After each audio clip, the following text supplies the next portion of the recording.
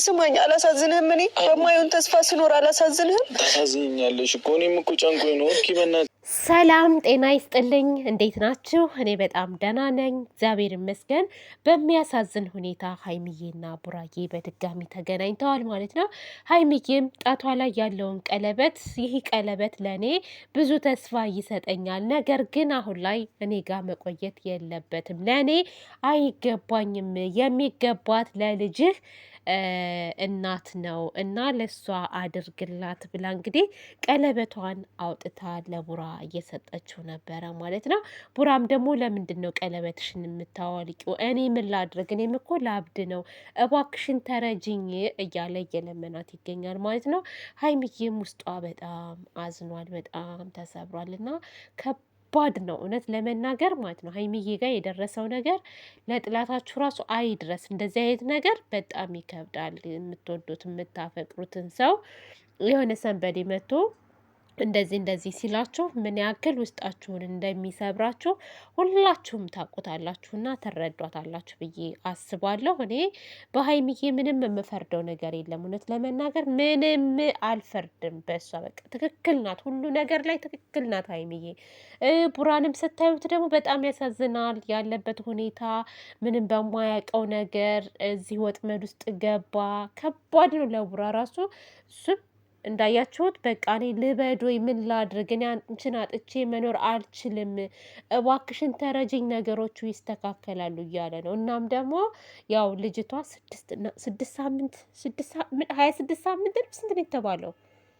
እኔ ራሱ ግራ ገባኝ። ስንት ወር ማለት ነው?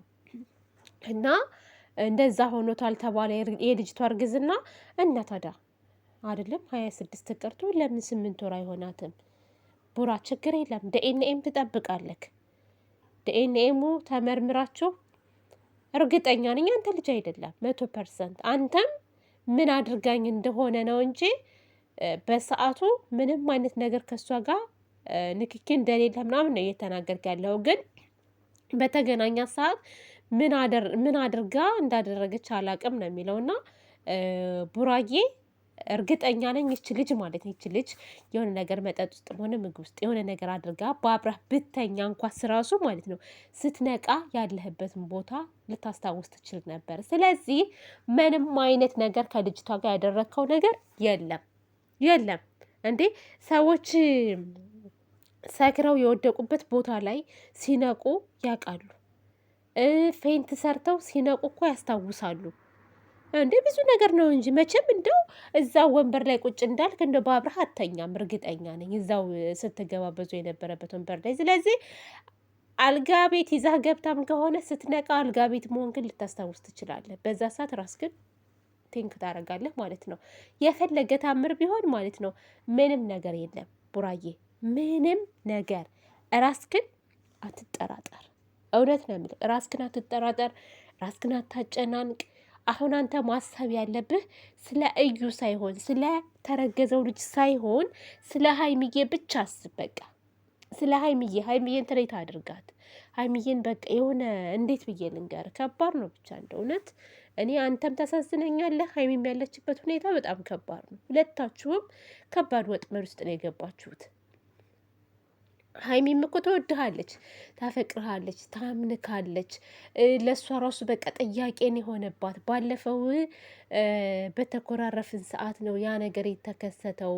ምን ነው ባልተኮራረፍን ብላ ራሷንም መውቀስ ጀምራለች። ይች ልጅ ምን ያክል ታማኝ እንደሆነች እና ምን ያክል ለአንተ ቦታ እንዳላት ነው የሚያሳየው፣ ራስን እስከ መውቀስ ደረጃ ማለት ነው። እና ሀይሚዬ አይዞሽ፣ መረጋጋት አለብሽ አንቺ። ቡራ ከዚች ልጅ ጋር ምንም አይነት ግንኙነት አላደረገም። 100%። በቃ ይች ልጅ የሆነ ሴራ አላት፣ ሁለታችሁን ለማለያየት እየተደረገ ያለ ነገር ነው። ኦኬ አርግዛ ሊሆን ይችላል፣ ግን ያረገዘችው ከሌላ ወንድ ነው። ያረገዘችው ከቡራ አይደለም። አሁን ላይ የቡራን ህይወትና የሀይሚዬን ህይወት ለመበጥበጥ ነው እንጂ ሌላ ምንም ዝንኪ ባዘንኪ ምናምን የለም እዚህ ጋር ማለት ነው። ቁም ነገር አንዳንድ ጊዜ እኛ ችግር አለብን። ሰዎች ሲያልፍላቸው፣ ሰዎች ትልቅ ደረጃ ላይ ሲደርሱ ማለት ነው እነዛን ሰዎች ለመጣል የሆነ በቃ ትንሽም ነገር ቢሆን እንፈልጋለን ማለት ነው። እና ያንተን ስም ለማጥፋት አሁን ጥሩ ስም ስለተሰጠህ ጥሩ እድገት ላይ ስላለክ አሪፍ እየሄድክ ስለሆነ ማለት ነው ብቻ የሆነ አንተን ለመጣል እየተደረገ ያለ ነገር ነው ብዬ ነው የማስበው። ቡራዬ አይዞህ፣ እግዚአብሔር ያውቃል፣ ጠንከር በል። ምንም ነገር ሊያጨናንቅህ አይገባም።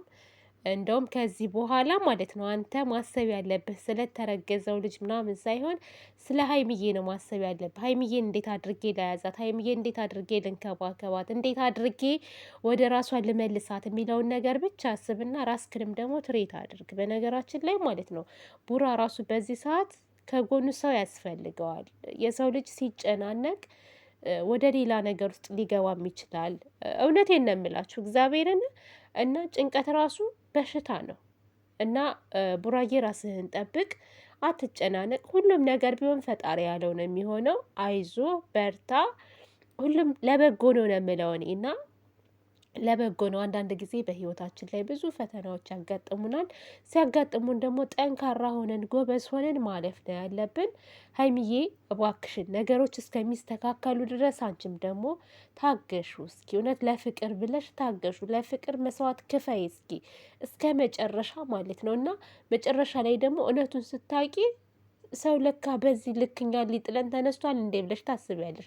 ራስሽም ታውቂያለሽ። ከዚህ በፊትም ደግሞ አጋጥሟችኋል፣ ብዙ ቻሌንጅ አልፋችኋል እና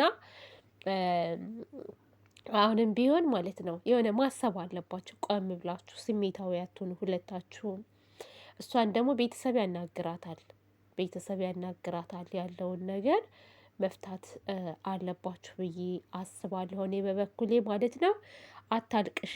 ጭራሽ ለቅሶ ደግሞ ለአንቺ ጥሩ አይደለም፣ እያባሰብሽ ነው የሚሄደው። ህመምሽን ትጨናነቂያለሽ ምናምን እና አታልቅሽ፣ ጠንከር ማለት ነው ያለብሽ። እዩ አላቀም ብቻ እኔ ግን የቡራ ወንድሞች ቢያናግሯት መልካም ነው ብዬ አስባለሁ። መልካም ነው ብዬ አስባለሁ። እስኪ እንግዲህ ሁኔታውን እናያለን። ግን ሀይሚ ራስሽን ጠብቂ። እውነት በጣም እያለቀሰች ነበረ። ለቅሶ ራሱ እኮ አንዱ ቀውስ እኮ ነው። ቀውስ ነው የሚያደርጋችሁ። እውነት እኔ ሳለቅስ ራሴን ያመኛል፣ አይኔን ያመኛል፣ በጣም ብዙ ነገር ማለት ነው እና እኔ ራሴን አሞኛል ዛሬ። የሚገርማችሁ ነገር ማለት ነው ጉንፋን ሊይዘኝ ይሆን አላውቅም። በጣም ሲያስነጥሰኝ ነበርና ራሴን ይዞኛል። እና ሀይሚቲ የኔ ጨረቃ፣ የኔ ቆንጆ፣ የኔ ጠንካራ ሴት ማለት ነው አይዞሽ። ምንም ማለት አይደለም። እኔ ከይዞሽ ውጭ ምንም አይደለም። ትናንትና ታውቃላችሁ አይደለ? ፋሚሊው እንግዲህ ሰላማዊ ሰልፍ እንውጣ ብለዋል። የጨረቃ ፋሚሊ ማለት ነው መድፍ ይዘው ነው የሚወጡት። በነገራችን ላይ ሳስበው በዛ ሁኔታ ማለት ነው መድፍ ተይዞ ነው የሚወጣው። እኔ በጣም ነው የገረሙኝ።